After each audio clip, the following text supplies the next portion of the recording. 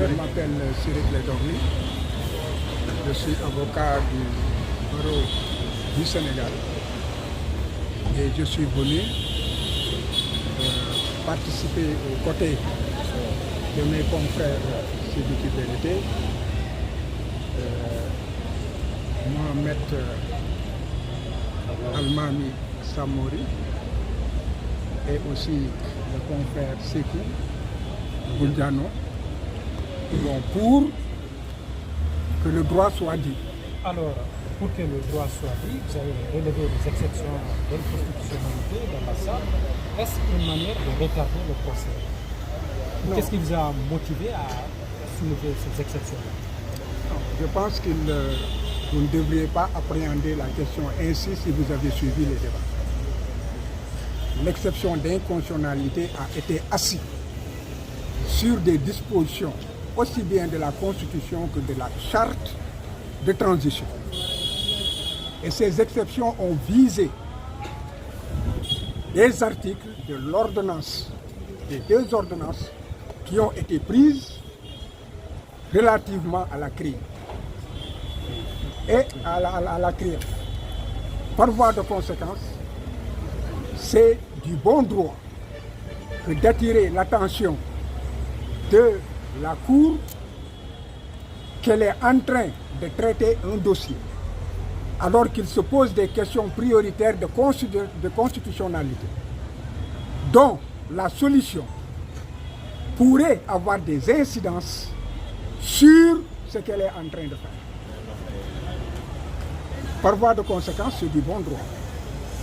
Nous avons soulevé des questions de violation par l'ordonnance aussi bien de la Constitution que de la Charte, parce que dans la Charte qui a eu à donc permettre au Conseil national pour le rassemblement et le développement de prendre des ordonnances, il est bien précisé que toute disposition qui n'est pas expressément abrogée par la charte ou les lois qui allaient être prises et qui ne sont pas contraires à la charte restent en vigueur.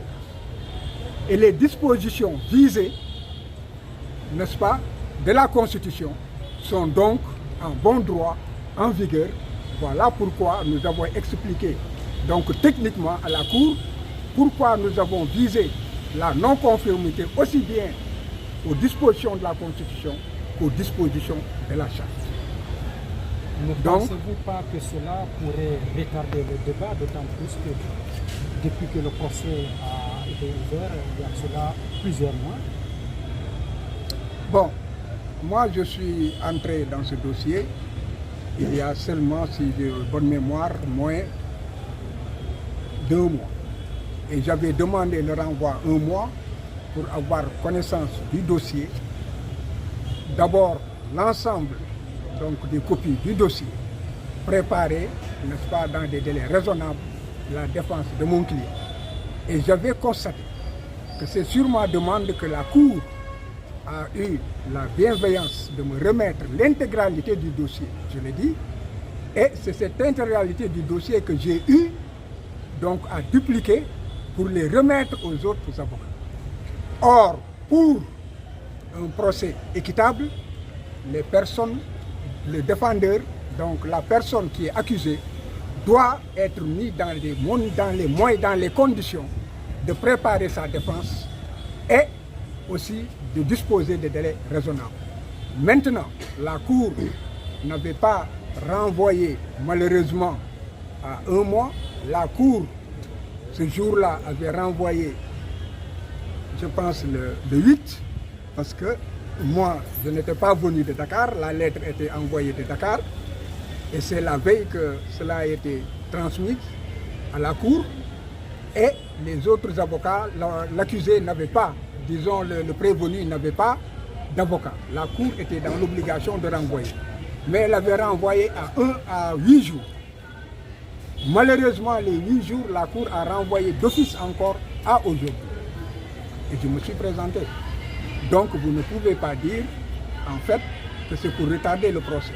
Encore, que je crois que s'il y a une personne qui devrait être pressée pour que cette affaire se termine, c'est la personne qui se trouve en prison. Donc, je pense que c'est une mauvaise querelle, n'est-ce pas, de dire que nous voulons retarder le procès, là où en fait il y a eu des violations extraordinaires de la loi, n'est-ce pas, et où il y a des lois, n'est-ce pas, qui posent problème. Et si On ne peut pas ne pas accéder à notre demande. La loi est claire. La Cour n'a pas à apprécier de la recevabilité de ce recours. La Cour n'a pas apprécié de la constitutionnalité ou de l'inconstitutionnalité ou de l'inconventionnalité des articles, n'est-ce pas, des ordonnances qui valent loi, qui ont été soulevées. Ce n'est pas de sa compétence. Et il est dit que la Cour, lorsque c'est soulevé, transmet promptement la procédure au Conseil constitutionnel dont les attributions aujourd'hui sont dévolues à la Cour suprême. Ça, on n'a pas besoin d'interpréter ou d'essayer de dire que la Cour peut rejeter, ne pas rejeter. Non, non, non. Et la Cour a simplement dit, puisque cela a été soulevé, et que sur le principe du contradictoire, vous avez déposé donc la demande, soulever ces exceptions devant la Cour, et vous avez déposé aussi le développement de ces moyens devant la Cour, n'est-ce pas? La Cour constate qu'à ce stade, vous n'avez pas communiqué tout cela aux autres parties, et je me suis expliqué. Pourquoi? En lui montrant qu'il fallait soulever et déposer, mais qu'en tout état de cause, je ne pouvais pas manquer de respect à la Cour en traversant la salle pour venir communiquer des pièces. Et par la suite, les communications ont été faites, le principe du contradictoire a été respecté et le ministère public, comprenant bien le sens et la portée des dispositions qui ont été légales, qui ont été soulevées, a demandé à ce que la Cour va statuer et transmettre le dossier. Mais c'est l'agent judiciaire qui, curieusement, est venu dire non, renvoyer, je vais répondre pour en fait prouver que, peut-être essayer de prouver que ce que vous avez déposé n'est pas irrecevable. Donc si aujourd'hui il y a un retard, c'est bien l'agent judiciaire, mais pas du fait du parquet, ni du fait de l'inculpé.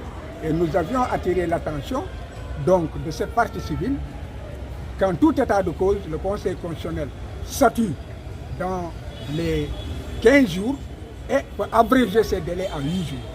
Donc les 8 jours demandés, en réalité, s'il y a un retard, c'est du fait de l'agent judiciaire de l'État. Merci.